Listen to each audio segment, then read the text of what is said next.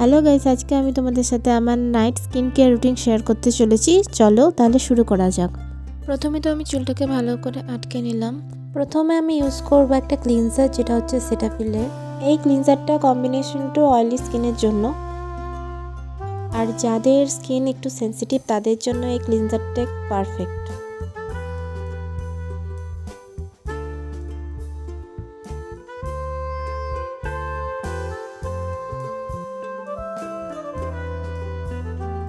এখানে আমার ফেসটা পুরোভাবে ক্লিন হয়ে গেছে। এবার আমি ইউজ করব হচ্ছে টোনারটা হচ্ছে বায়োটিকের কিউকাম্বার টোনার। এই টোনারটা নর্মাল টু অয়েলি স্কিনের জন্য স্কিনের পোরসগুলোকে টাইটেনিং করতে সাহায্য করে। এখানে আমি সিরাম স্কিপ করেছি কারণ আমার সিরামটা শেষ হয়ে গিয়েছিল।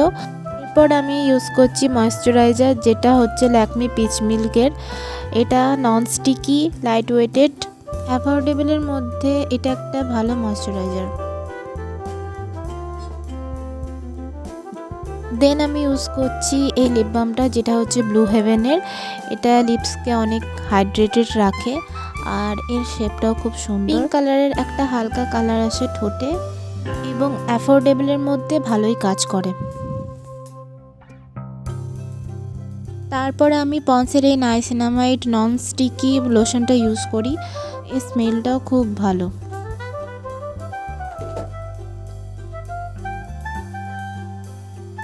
প্রচুর হেয়ার ফল হয়, সেই জন্য আমি ইউজ করি পিলগ্রিমের এই সিরামটা। এই সিরামটা আমি স্ক্যাল্পে 5 থেকে 6 ড্রপ মতো নিয়ে নিই, দিয়ে হাতের সাহায্যে ম্যাসাজ করি ভালোভাবে।